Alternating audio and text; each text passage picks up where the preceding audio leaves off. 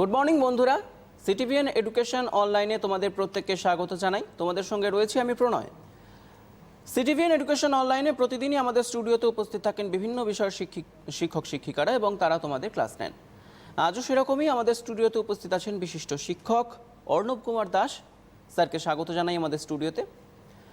Class 11 অর্থাৎ একাদশ শ্রেণীর যে সমস্ত ছাত্রছাত্রীরা বা বন্ধুরা আজকে আমাদের অনুষ্ঠানটা দেখছো, তাদেরকে জানিয়ে রাখি যে আজকের বিষয় রসায়ন অর্থাৎ কেমিস্ট্রি। ক্লাস 11-এর সিবিএসই, আইসিএসসি বা WBCHSCর যে সমস্ত স্টুডেন্টরা আজকের অনুষ্ঠান দেখছো, তারা বিষয়টা খুব ভালো করে, স্যারের পড়াটা খুব ভালো করে বোঝো। এবং তোমাদের যদি কোথাও কোনো সমস্যা থেকে থাকে তোমরা অবশ্যই আমাদের ফোন করে জানাতে পারো। নিচে স্ক্রিনে দেওয়া নাম্বারে তোমরা ফোন করো এবং তোমাদের সমস্যাগুলো বা তোমাদের প্রশ্নগুলো স্যারকে সরাসরি জিজ্ঞেস করতে পারো। স্যার তোমাদের উত্তর দেওয়ার চেষ্টা করবেন। স্যার, আমরা ক্লাসে আসবো। আজ ক্লাস 11-এর সেকেন্ড চ্যাপ্টার, যেটা তোমরা already you have studied structure of atom, আজকে সেটার ওপরই কিছু টপিকস নিয়ে আলোচনা করব। কারণ এটা একটা হিউজ চ্যাপ্টার, যেটা স্টিপুলেটেড টাইমে এন্ড করা পসিবল নয়, কিন্তু কয়েকটা পার্টিকুলার টপিকস নিয়ে আলোচনা করব। কারণ স্ট্রাকচার অফ অ্যাটমটা, এই চ্যাপ্টারটা তোমাদের কাছে একদম নতুন কিছু নয়। You have already studied in previous classes, but little bit. You have studied J.J. Thomson's atomic model, then you have studied Rutherford's atomic model, after that you have studied Bohr's atomic model. What you have studied, that is two-dimensional model of atom. Now in class 11, you will study further. You will study further right from Bohr, and there are some discrepancies arises in case of Bohr's atomic model. What Bohr have described, that is two-dimensional model of atom. Now after de Broglie wave equation and Heisenberg's uncertainty principle, Bohr's two-dimensional model has been ruled out. কেন এটা হলো? তো first reason হচ্ছে emission spectrum emitted from atom, which has been explained by Bohr, but that is applicable only for single electron system, that is for hydrogen or hydrogen-like particles like He+, Li2+, Be3+, that is those atoms which have single electron. But Bohr could not explain the emission spectrum of multi-electron system. That is the main drawbacks of Bohr's atomic model. Another one is that emission spectrum, there is a single lines. Now that line has been splitted again into further different lines in the presence of magnetic field, which was observed by Zeeman, and in the presence of electric field, which was observed by Stark. And this is called Zeeman effect and Stark effect. Bohr's atomic line has been further splitted. That could not been explained by Bohr. Another main drawbacks which has been arised, that is Bohr's atomic model directly contradicts de Broglie wave equation and Heisenberg's uncertainty principle. Now what is de Broglie wave equation? In the year 1905, Einstein observed, and Einstein also suggested, that light has particle character. তোমরা সবাই জানো light একটা wave, but there are some properties like diffraction, interference, etc. have been explained by considering light as wave.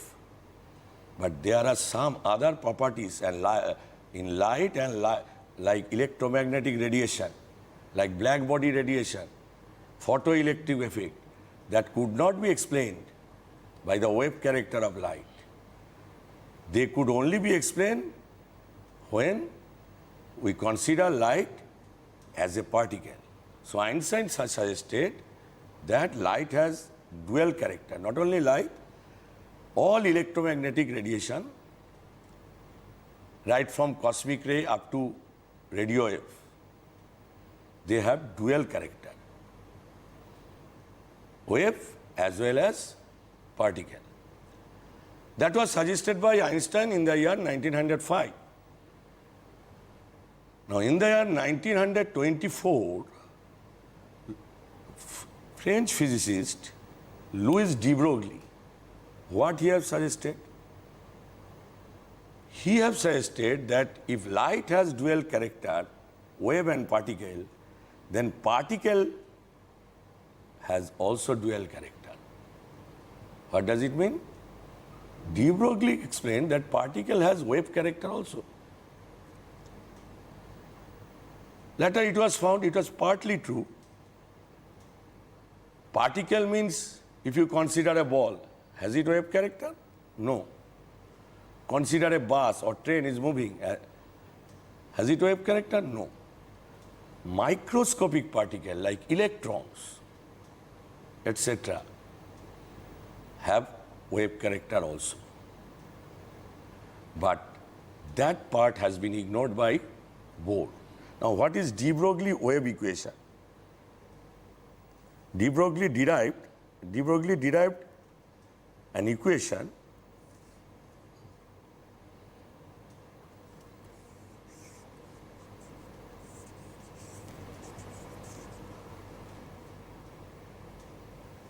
I am showing you how it has been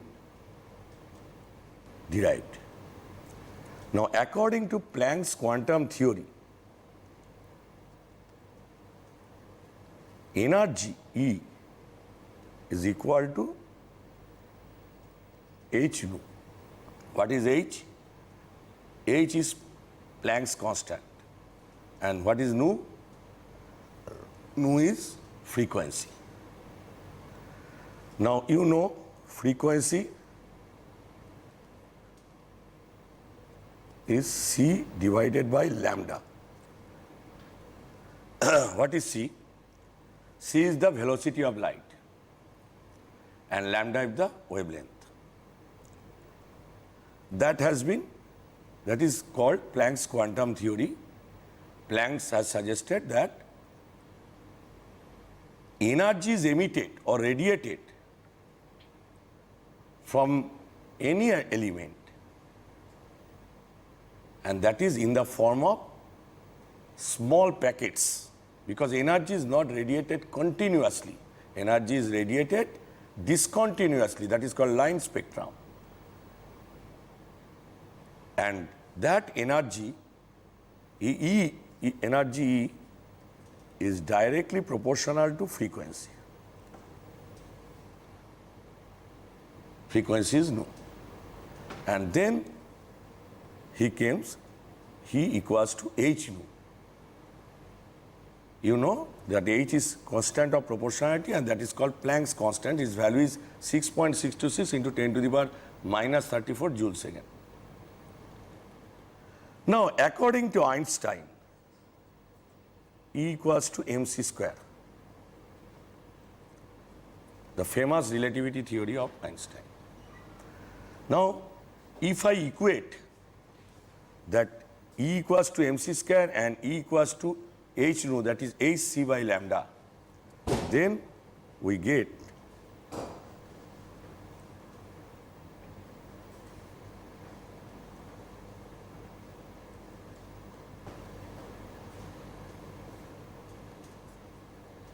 hc by lambda equals to mc square.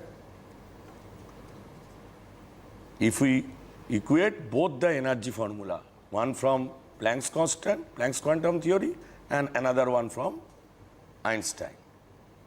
Now, from there, we can get lambda equals to H divided by MC.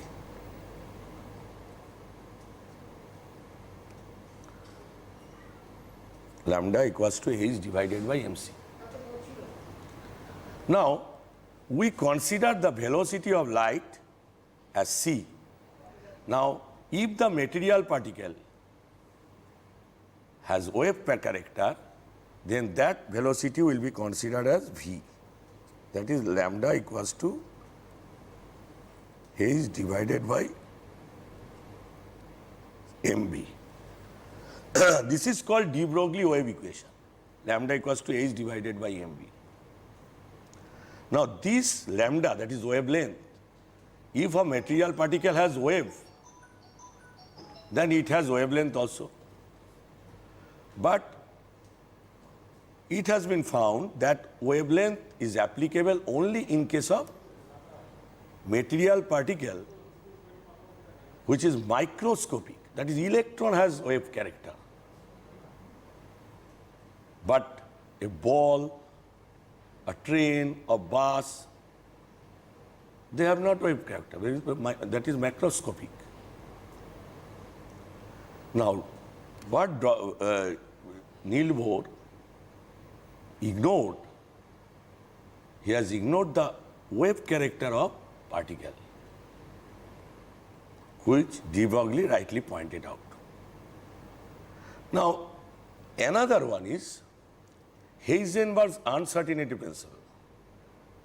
De Broglie suggested the wave character of material particle and derived the equation this lambda equals to h by mv in the year 1924.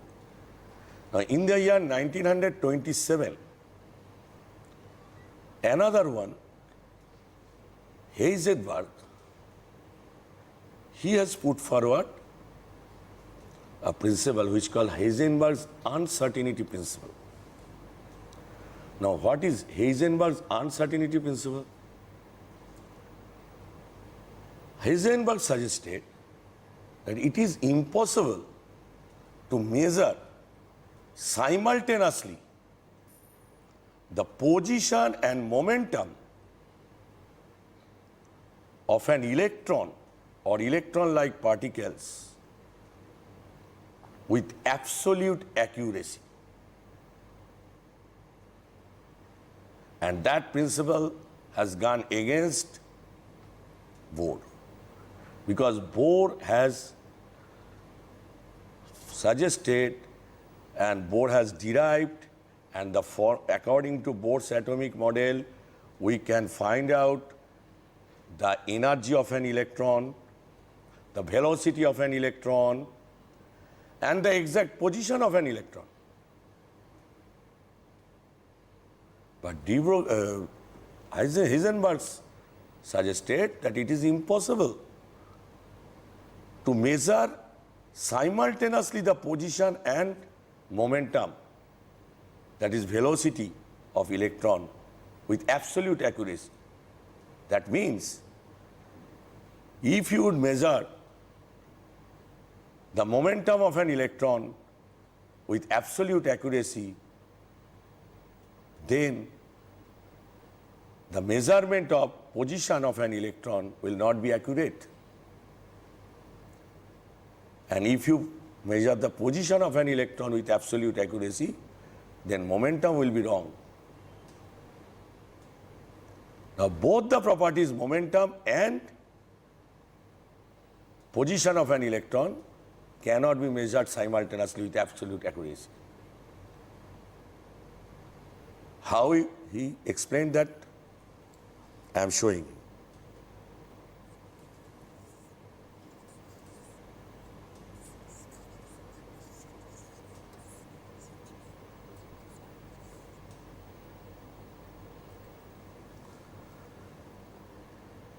Now, Heisenberg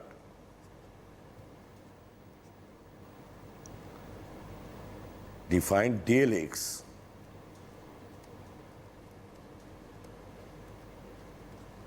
is uncertainty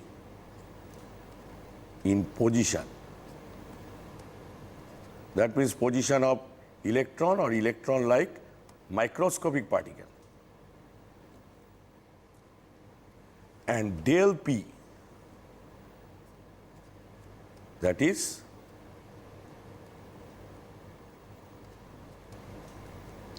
uncertainty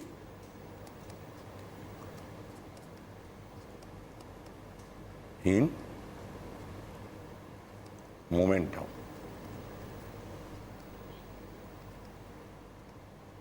The mathematical expression for Heisenberg's uncertainty principle is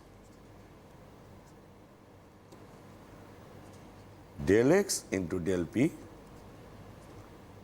greater than equals to h by 4 pi. And what is momentum? Momentum is mass into velocity. You know mass is constant. There is no uncertainty in measuring mass. So, we can write momentum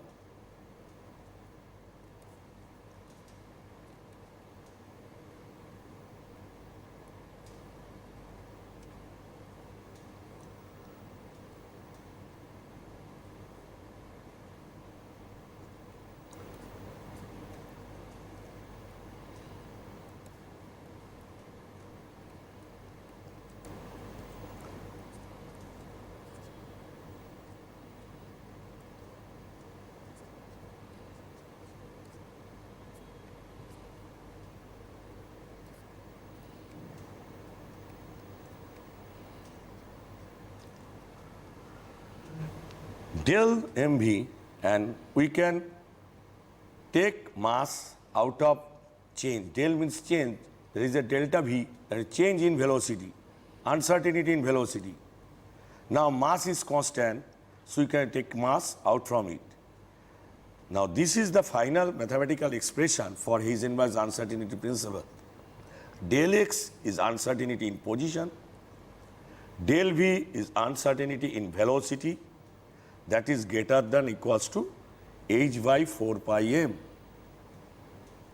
So, if you can measure accurately the value of del x, that is uncertainty in position, then you cannot measure accurately del v. Both del x and del v cannot be measured accurately simultaneously. And that directly contradicts Bohr's atomic model. Because from Bohr we can know the exact position, that is the radius of the orbit and the position of the electron, and also the velocity of the electron. At that time, the well-defined circular orbit of Bohr has been ruled out. And two new concepts, one is Heisenberg's uncertainty principle and another one is de Broglie equation. Remember, both are applicable for microscopic particle like electron. Now, after that, Sommerfeld came. What Sommerfeld has suggested, that electrons are revolving not only in circular path, which Niels Bohr has suggested. Sommerfeld told that electrons are revolving in elliptical path also.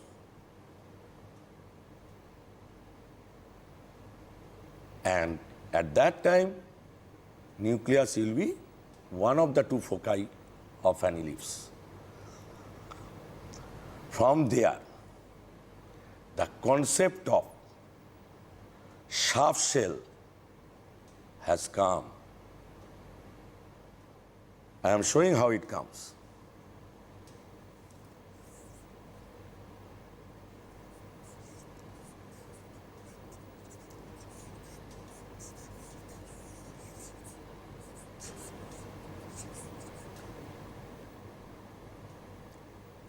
Now, what Sommerfeld suggested, that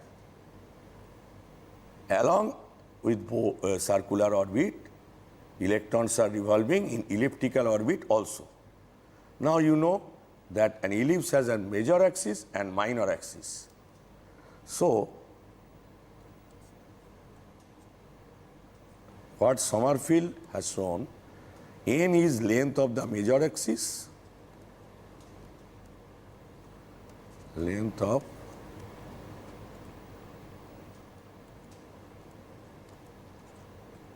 major axis, and k is length of minor axis.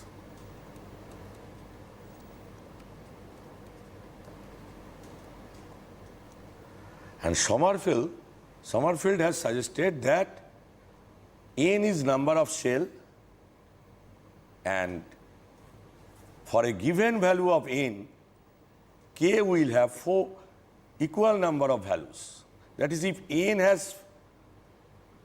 is equal to 4, that is number of shell is 4, then k will have 4 values 1, 2, 3, 4. That is, fourth shell has number of shaft shell is 4.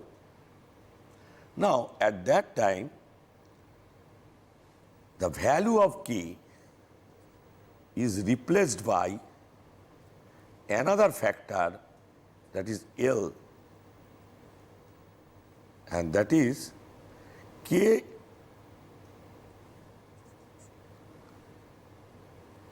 that L equals to k minus 1.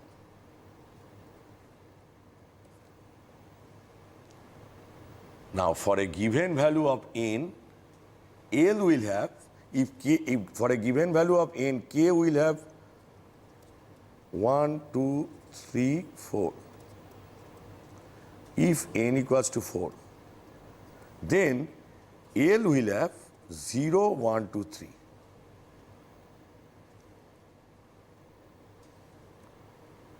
0, 1, 2, 3. And that L is called azimuthal quantum number. It gives the number of shaft shell present in any principal shell. What that is, if say n equals to 1, that is k shell according to Bohr. Now, if n equals to 1, L will have one value, that is 0 to n minus 1. That is, L will have 0 to n minus 1. That means, if n equals to 4, L will have 0 to n minus 1, 0, 1, 2, 3. Now, starting right from k shell, if n equals to 1, that is k shell, L will have value 0. And that 0, if L equals to 0, then it will have S shaft shell. I am showing that.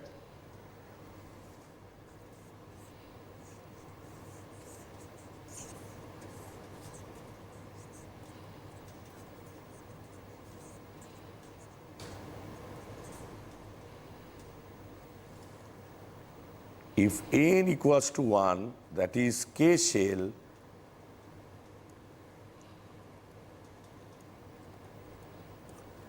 then value of L equals to 0, and that is 1s shaft shell.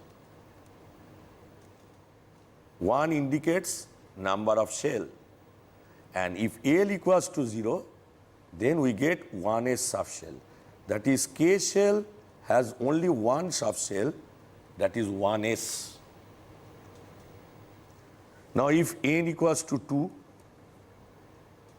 shell number 2, then it will have M shell. Then L will have two values, 0 to n minus 1, that is 0, and another one is 1. For 0, it is 2s shaft shell. Because for L equals to 0, we get S shaft shell. And since principal quantum number is 2, then the name of the shaft shell is 2s. And for L equals to 2, 1, we will get 2p subshell. For L equals to 1, we get p subshell. And principal quantum number 2, so 2p subshell. That is, M shell has 2 subshell. One is 2s and another one is 2p. Then if n equals to 3, we get n shell, third shell, according to Bohr. If n equals to 3, L will have 3 values, 0, 1, and 2. For 0, it is S subshell, and if principal quantum number is 3, then the name of the subshell is 3s. For L equals to 1, it is P subshell, and if principal quantum number is 3, then the name of the subshell is 3p. And for L equals to 2, it is D subshell. And since principal quantum number is 3, the name of the subshell is 3D. So for nth shell, third shell, n shell has 3 subshell, 3s, 3p, 3d. Then again, I am giving an example of fourth shell.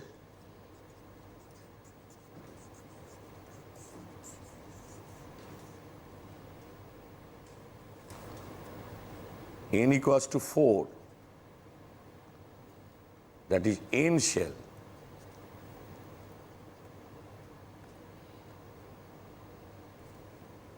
N shell. KLM, then n shell.